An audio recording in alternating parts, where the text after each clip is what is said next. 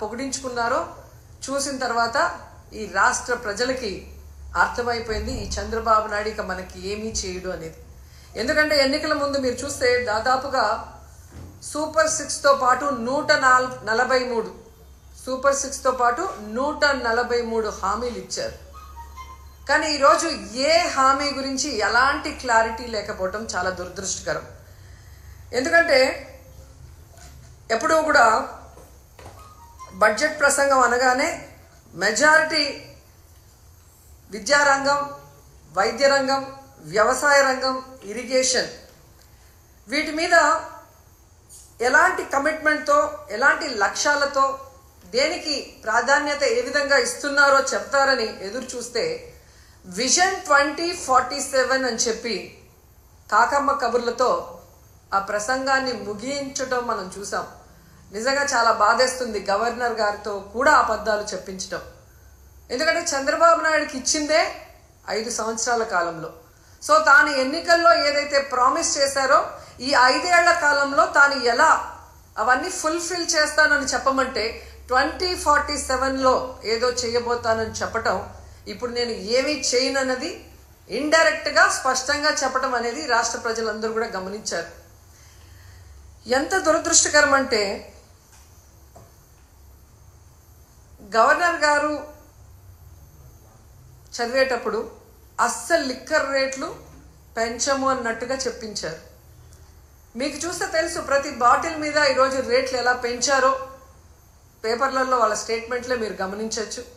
అంతేకాకుండా ఏపీ మొత్తం తెలుగుదేశం పార్టీ, జనసేన వాళ్ళు సిండికేట్లుగా తయారయ్యి ప్రతి బాటిల్ మీద 10 నుంచి 20 వరకు ఎలా పెంచుకొని అమ్ముతున్నారో ఏ ఊరికెళ్ళి ఏ తాగుబోతున్న అడిగినా కూడా అర్థమవుతుంది. ఈ విధంగా లిక్కర్లో ప్రజల్ని దోచుకొని జలగల్లా రక్తాన్ని పీల్చేస్తుంటే అసలు రేట్లు పెంచము అని చెప్పడం ఒకసారి మనం అర్థం చేసుకోవాలి. అబద్ధాలలో పరాకాష్ట. అలాగే విద్యుత్ ఛార్జీలు ఎన్నికల్లో స్పష్టంగా చెప్పారు, మేము అధికారంలోకి వస్తే 5 సంవత్సరాలు విద్యుత్ ఛార్జీలు పెంచము అని ఘంటాపథంగా చెప్పిన వాళ్ళు అధికారంలోకి రాగానే 15,000 కోట్లు విద్యుత్ ఛార్జీలు పెంచడమే కాకుండా ఇంకా భారాన్ని పెంచే దిశగా ప్రణాళికలు తయారు చేస్తూ గవర్నర్ గారి చేత విద్యుత్ ఛార్జీలు పెంచలేదు అన్నట్టుగా మాట్లాడించడము చాలా సిగ్గుచేటు చంద్రబాబు నాయుడు గారని ఈ సందర్భంగా తెలియజేసుకుంటున్నాను. అండ్ ఈరోజు మీరు ముఖ్యంగా చూస్తే చాలా మంది మహిళలు చంద్రబాబు నాయుడు వస్తే ఇంట్లో ఎంతమంది ఉంటే అంతమంది మహిళలకి 1500 ఇస్తారు అన్నారు. ఆ 1500 ఇస్తారేమో అని ఆతృతగా ఎదురు చూస్తే దాని ప్రస్తావనే లేదు. అలాగే మీరు చూస్తే రైతు భరోసా గురించి ప్రస్తావనే లేదు, ఫ్రీ బస్సు గురించి ప్రస్తావన లేదు. అమ్మఒడి జగనన్న ఇస్తూ ఉన్నారు, మేము తల్లికి వందనం ఇస్తాము అని చెప్పి గొప్పగా ప్రచారం చేసుకున్నారే కానీ ఈ రోజుటి వరకు 9 నెలలు అవుతుంది, ఒక్క పైసా ఇవ్వలేదు తల్లికి వందనం. కనీసం జగనన్న ఇస్తున్న ఆ అమ్మఒడిని కూడా కంటిన్యూ చేయకుండా ఈరోజు ఎగ్జామ్స్ కూడా వచ్చేసాయి. అంటే ఏ విధంగా పిల్లల్ని మోసం చేశాడో అనేది మనం కళ్ళారా చూడాలి. అంతేకాకుండా మీరు చూస్తే రైతన్నలకి అన్నదాత సుఖీభవ 20,000 ఇస్తాము అన్నారు. వాళ్ళకి అలాగే చంద్రబాబు నాయుడు కరువు కవల పిల్లలు అంటారు. ఆయన రాగానే ఎలా కరువు వచ్చి అందరూ అల్లాడిపోతున్నారో మనం చూస్తున్నాం. గిట్టుబాటు ధర లేదు, అలాగే పెట్టుబడి సహాయం లేకపోతే ఆ రైతులు ఏమవ్వాలి? కనీసం గవర్నర్ గారి ప్రసంగంలో రైతు భరోసా ఇస్తాము అన్న భరోసా కూడా ఇవ్వకుండా చేశారు అంటే రైతన్నల ఏ విధంగా మోసం చేస్తున్నారో మనం కళ్ళారా చూస్తున్నాం.